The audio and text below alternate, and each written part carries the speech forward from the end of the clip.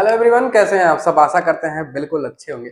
और अपने पढ़ाई को आगे बढ़ाते हुए इस क्लास को मैं शुरू करने जा रहा हूँ। अब ला रहा हूँ अपना अगला वीडियो। पिछले वीडियो में हमने parts of sentence, word, letter, alphabet इन सबको कंसिस्ट कर लिया था।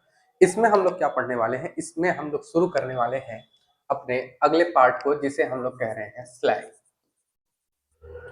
भाई साहब, स्लैंग क्या होता है? स्लैंग को किस वर्ड में आप समझ रहे हैं? स्लैंग मतलब ऐसे होता क्या है? वर्ड सुने हो तो ठीक है, नहीं सुने हो फिर भी समझ लो। स्लैंग मतलब होता है, अबे साले, नहीं तो कहते हैं जिस प्रकार से हम लोग हिंदी में किसी को बड़े ही प्यार से इज्जत के साथ गाली देते हैं। महोदय, इज्जत से गाली देते हैं। मतलब गाली देने का मतलब ये नहीं है, जैसे अपनी फैमिली में कुछ लोग होते हैं, प्यार ज्यादा हो जाता है तो प्यार को रिन्यूट करने के लिए हम लोग गाली भी दे देते हैं ना। वैसे ही जैसे कुत्ते, साले हिंदी में यूज करते हैं, ऐसे ही इंग्लिश में कुछ वर्ड होते हैं जिनको हम लोग स्लैंग कहते हैं। इसका मतलब, if you say any word to anyone which is who is the familiar for our, that is called the word slang. जैसे इसमें हम लोग कैट कहते हैं, डॉग कहते हैं, ठीक है। बाकी चीजें कहते हैं, उसको बोलना सही नहीं है, बस समझ जाओ आप कि स्लैंग गाली वाला ही शब्द है, बस प्यार से किसी को बोलते हैं। और अच्छे समझाता हूँ तुमको। माता जी जो है, माता जी को वैसे तो माँ है, उनको आप कहना चाहिए, लेकिन प्यार में हम घर से कभी हम वो तू कहते रहते हैं ना। तू ना ही करो तो तू वर्ड जो है ये नीचे डिनोट करता है, लेकिन प्यार से हम मम्मी को कहते हैं तो वहां पर पे ऐसे ही वर्ड को हम लोग स्लैंग के अंदर डिनोट करते हैं। आशा करते हैं स्लैंग समझ गए होंगे। अगला जो चीज हम लोग पढ़ने वाले हैं वो है सेलेबल। सेलेबल क्या होता है भाई साहब? सेलेबल बड़ा सिंपल सा चीज है। सेलेबल मतलब होता है कि एक बार में किसी भी शब्द को कितना पढ़ पा रहे हैं। इसका क्या मतलब हुआ? इसका मतलब ये हुआ कि if we pronunciation a word in the single unit, that is called the syllabus. Sir यहां से गया, नहीं समझ में आया, कोई बात नहीं भाई, मैं sorry. Part of word which we pronounce in a single unit, यानी एक बार में। नहीं समझ में आया, एग्जाम्पल समझते हैं। ये क्या है भैया? इसे आप क्या पढ़ रहे हैं? एक मिनट, ऑप्शन देता हूं। क्या इसे हम लोग आई पढ़ते हैं या इसे हम लोग आय पढ़ते हैं? आपके दिमाग में तुरंत आएगा, सर ये तो आई है। महाराज गलत है। आई इसको नहीं, आई इसको पढ़ते हैं। ये है अपना आई। ये क्या है? इसे हम लोग आय पढ़ते हैं। वो इनकम नहीं होता, इनकम, पैसे, आय, कोई वाला आय है ये। तो पहली गलती आप सुधार लो कि साहब इसे हम लोग आय नहीं पढ़ते, इसे हम लोग आय पढ़ते हैं। चलो भैया, प्रोनाउंसिएशन की तो बात तो दी हो गई। सर ये बात तो थी सलाइबल पे थी। अरे यार, एक कंफ्यूजन और आपकी आ गई होगी, नहीं आई?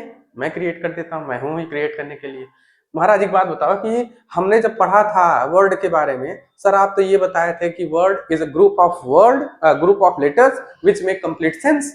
बिल्कुल सही बात कहा था हमने कि ग्रुप ऑफ वर्ड्स होना चाहिए। तो इसमें वर्ड्स कहाँ, इसमें लेटर्स कहाँ है सर? ये तो सिंगल लेटर है, लेटर्स होने चाहिए ना। हाँ यार, ये तो गलत है। बिल्कुल सही कह रहे हो आप साहब, ये आई है और ये हमारा वर्ड है, तो इसका मतलब हम गलत पढ़ गए? नहीं। जैसे केमिस्ट्री में, फिजिक्स में एक्सेप्शन होता है, ऐसे ग्रामर में भी ढेर सारे एक्सेप्शन हैं। और ये एक्सेप्शन डिनोट करता है, तीन होते हैं भाई, ए, आई और ओ। इन तीनों को एक्सेप्शन कहा जाता है। मतलब ये सिंगल लेटर होते हुए भी वर्ड का काम करते हैं। तो मतलब इनको हम वर्ड कहेंगे सर? हम बिल्कुल कहेंगे सर। इसका मतलब कहीं अगर सिंगल आई आ गया, हाँ सिंगल रहेगा तब। अगर किसी भी सेंटेंस में ए आ जा रहा है, that is called the word. I am, I is called word, ठीक। लेकिन अगर ये किसी वर्ड के साथ मिल करके आ रहे हैं, then they are using as a letter, उनको उस समय अक्षर कहा जाएगा। समझ में आ गया? बढ़िया है, इनको एक्सेप्शन कहते हैं, ठीक है। अब आई जो है, इसको जब हम बोल रहे हैं तो हम क्या कह रहे हैं? आई तुरंत मुंह से, जैसे अथू, वैसे ना, अथू में भी दो बार आ रहा है, देखो ये सिंगल हो जा रहा है, इसे हम लोग कहेंगे सिंगल सिलेबल।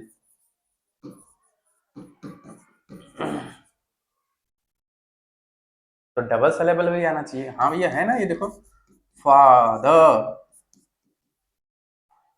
फादर, इसे एक बार फा पढ़ रहे हैं, एक बार फादर।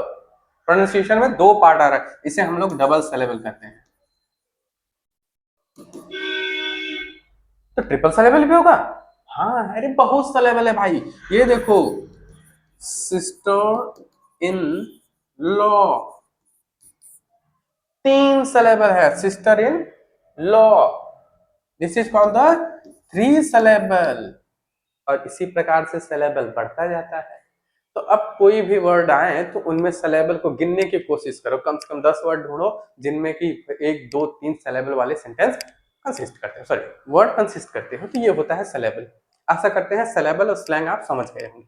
हम आगे की तरफ बढ़ते हैं और अगला जो आने वाला है वो है prefix. What is prefix? Prefix क्या है?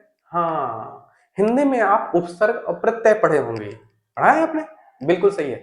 तो उपसर्ग को ही हम लोग यहाँ पे प्रीफिक्स करते हैं, विच यूज इन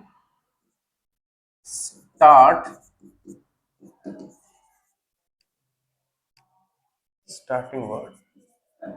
किसी भी शब्द के शुरुआत में होने वाले जो लेटर्स होते हैं ना, लेटर या लेटर्स, इन्हीं को हम लोग प्रीफिक्स कहते हैं। फॉर एग्जाम्पल, एक वर्ड है हमारा पॉसिबल, इसका मतलब होता है संभव।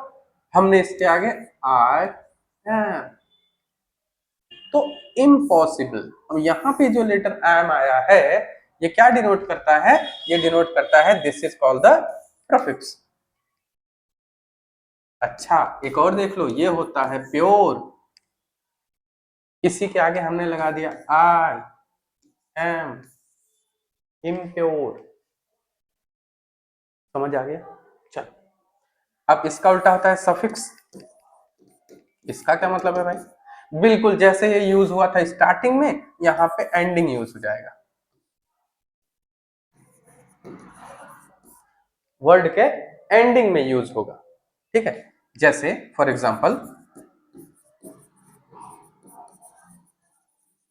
ब्रेकेज, टूटा, ठीक है, ब्रेकेज हो गया, लीकेज हो गया।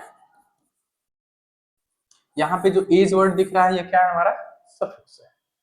आशा करते हैं आपको प्रीफिक्स और सफिक्स बिल्कुल सही तरीके से आ गया हो। ठीक, और आगे बढ़ते हैं। वैसे तो ग्रामर की सारी चीजें हो गई हैं, लेकिन मैं सोचा कि आपको कुछ एक्स्ट्रा चीजें देता हूं, अच्छी वाली। एक होता है पैनग्राम। ये क्या होता है? पहली बार सुन रहे हो पैनग्राम? हाँ भाई, पहली बार सुन रहे हो, हम खुद ही कह रहे हैं पहली बार। पैनग्राम क्या होते हैं? एक ऐसा सेंटेंस होना चाहिए, a sentence which consist all letters in it. Oh my God, मतलब एक ऐसा वाक्य होना चाहिए जिसमें सारे के सारे लेटर्स आ जाएंगे। लेटर्स मतलब समझ रहे भैया? वो ABCDEFG पूरा जेड तक 26 के 26 और एक ही सेंटेंस में आएगा। नहीं बताया जरा, मैं एग्जांपल दे रहा हूं, जरा देख के बताओ होगा कि नहीं। The quick brown fox jumps on a little lazy dog. Search कर लेना बैठ के आराम से, इस सेंटेंस में सारे लेटर आ रहे हैं। इसी को हम लोग कहते हैं पैराग्राफ। तो क्या सिर्फ ये है कि है? नहीं, और भी होंगे, वो आप सर्च करेंगे, मेरा काम थोड़ी है। आप सर्च करो, मैंने तो आपको एग्जांपल समझा दिया, मेरा समझाना काम है। ठीक।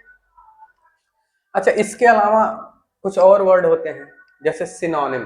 सिनोनिम मतलब पर्यायवाची होता है, इसको समझा नहीं रहा। सिनोनिम, एंटोनिम, और एक होता है होमोफोन्स। होमोफोन्स मतलब होता है एक ही वर्ड, मतलब समझा ही देते हैं। हेट्रोनोम,